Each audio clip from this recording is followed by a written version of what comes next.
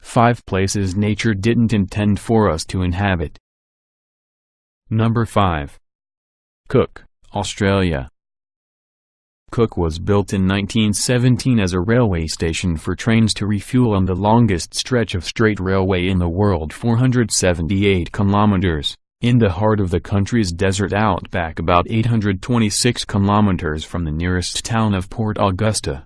There is one functioning shop in Cook which only opens when a train is scheduled to refuel there, but with the privatization of train companies this is required less and less of the town, which instead provides emergency overnight accommodation to train drivers, and holds medical equipment in case of a train accident.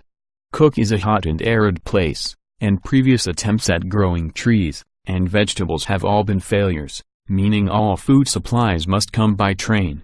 Water was once pumped from underground when the town was active, but now with only 4 residents to call the place home, water is also delivered via the train, meaning life in the area would otherwise be completely unsustainable with this lack of food, water and natural materials.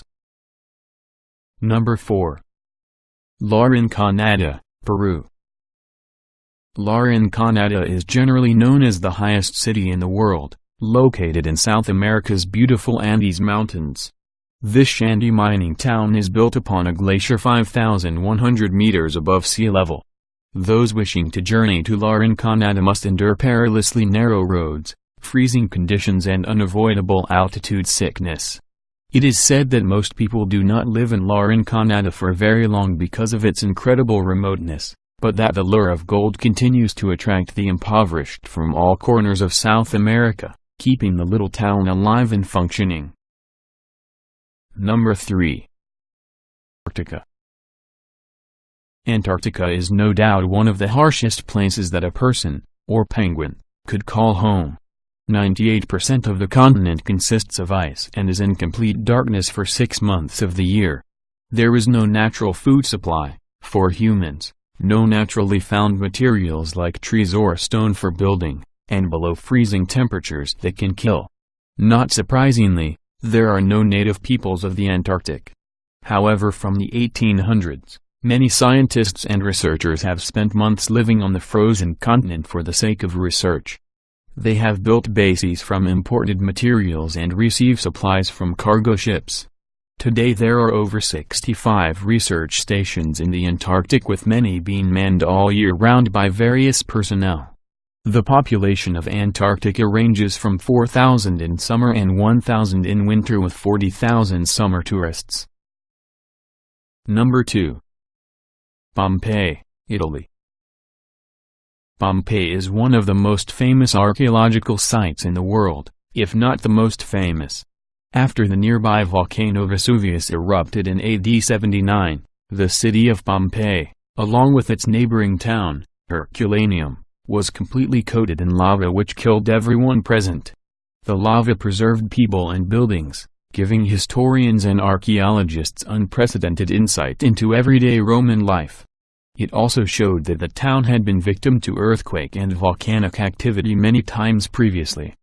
It was due to the fertile soil of the lands surrounding Pompeii that people continued to live in the area, and about 25,671 people still do to this day.